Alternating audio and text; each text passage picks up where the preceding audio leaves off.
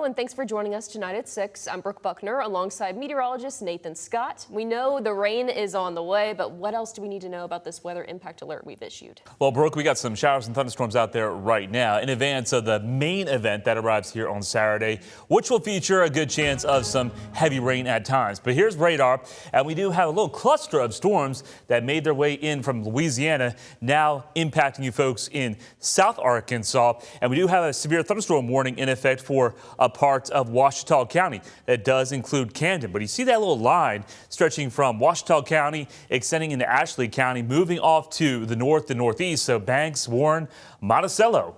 You're probably going to see some rain out there over the next hour or so. That severe thunderstorm warning in effect for mainly Ouachita County until 6:15, and they issued that because the storm pulsed up. It probably produced some hail, maybe quarter-size hail. Now that hail core is starting to diminish, it looks like, but there still could be maybe a gust of wind of 50 to 60 miles per hour. What I'm watching is what's happening out into Oklahoma, though, because this is going to be our next event that's going to be sliding its way from Oklahoma into Arkansas while you're sleeping tonight. We've got severe thunderstorm watch boxes already issued for Oklahoma. Future radar shows chance of scattered showers and thunderstorms out there through the course of the evening, but here comes that line, and that line will weaken as it makes its way into central Arkansas. Nonetheless, it's going to be a stormy night, especially into West Arkansas and Northwest Arkansas, and the storms will make their way into central Arkansas to begin your Saturday. So we have that weather impact alert starting 7 o'clock in the morning all the way until 4 o'clock in the afternoon, primarily because outdoor plans, they're going to be affected.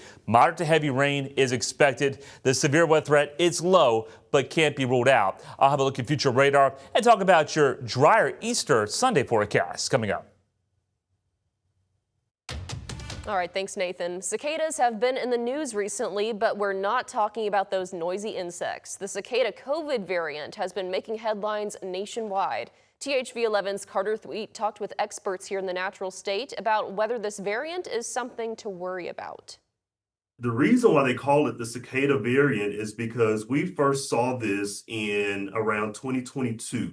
And just like cicadas, they go dormant for a time, a period of time, and then they'll pop back on us. Austin Porter is the state epidemiologist at the Arkansas Department of Health. He says this BA 3.2 variant isn't new, hence the name, and it's crucial to note it's not in Arkansas yet. National reporting is not showing Arkansas reporting any of these of this new variant, the cicada variant, but it would not surprise me if we were to see this, in the next few weeks to months. Porter says that's typically how these new variants spread. It's already been detected in 25 other states, according to the CDC. Over at Kavanaugh Pharmacy, Ann Pace says the ebbs and flows aren't surprising. COVID hasn't gone away. We certainly continue to have COVID outbreaks. There's definitely COVID around. Like other variants, Porter says the best way to protect yourself is to wash your hands. Pace says if the cicada variant does make it to Arkansas, that precaution will be especially important for people considered high risk. Over 65 considers you high risk.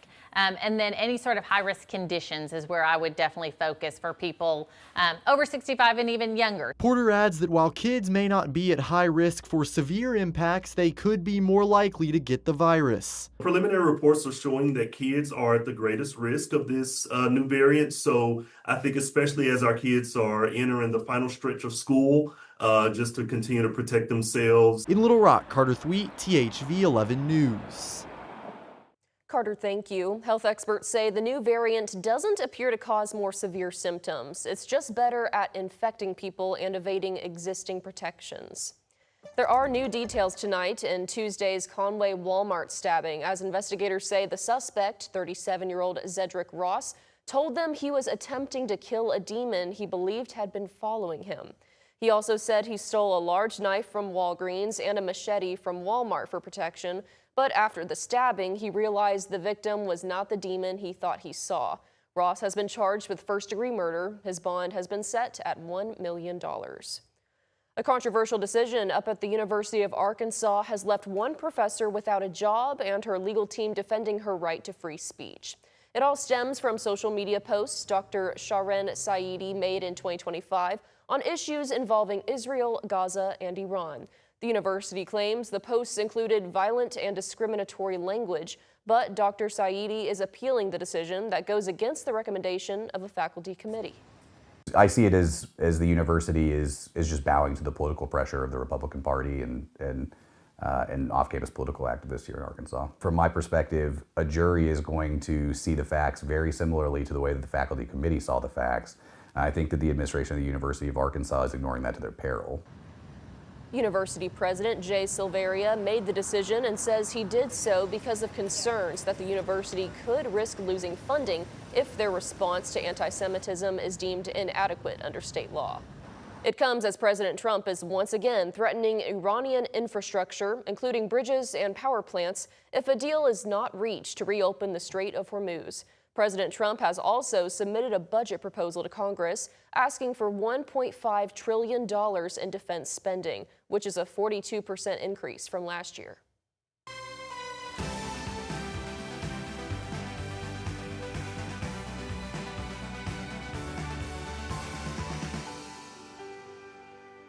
Quilts of Valor is a national organization that started with a dream and honors veterans and service members by covering them in handmade quilts.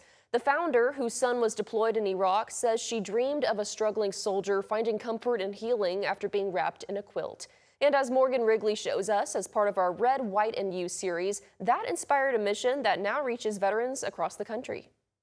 The sound of sewing machines and good conversation fills the room when the River Valley Stars Quilts of Valor group gets to work. See all my fabrics, mostly red, white, and blue.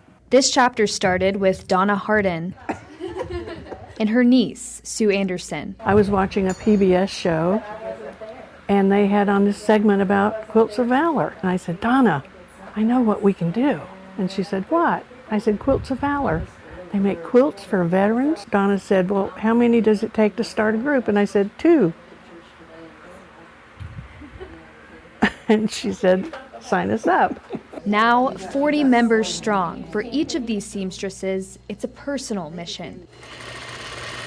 Everybody's got a veteran in their family, just about. For the veterans who receive them, like Nathan Roth and Mary Garman, it's more than a quilt. I was presented this quilt by surprise by Donna and her ladies. Always has your branch of service on it, and sometimes they put the years that you enlisted and the years you were served. No two quilts are the same, much like the stories they represent. I joined the military for education. I was a single mother, and I got my nursing degree, and I worked in a evac hospital. And I got the call to go to Iraq. And I can remember going home and I collapsed in my floor and I said, I can't do this, Lord. And that still small voice said, I'll go with you. Freedom is not free. People pay heavy prices for it. For Garman, the quilt brings comfort. Knowing that somebody really cares and takes the time to make a token of their appreciation and to say, you know what, you matter. For others, like Roth, it represents something they never received. And welcome home. Thank you. I felt seen or recognized, finally. It erased some of the ugliness that I've seen. Hard, nasty things that were said and done to me, in part. Enough to where I can, okay, I'm invincible now, I can wrap it around me. The gratitude goes both ways. These ladies are the ones who got needle pricks in their fingertips and thimbles and material all over the place. Yes, they're magicians. They all contribute something. We've given like 157 quilts for the last couple of years.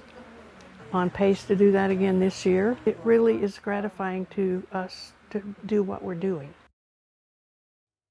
Veterans, service members, and their families can nominate a loved one for a Quilt of Valor by visiting qovf.org and submitting an online form, which is then routed to a group in their area.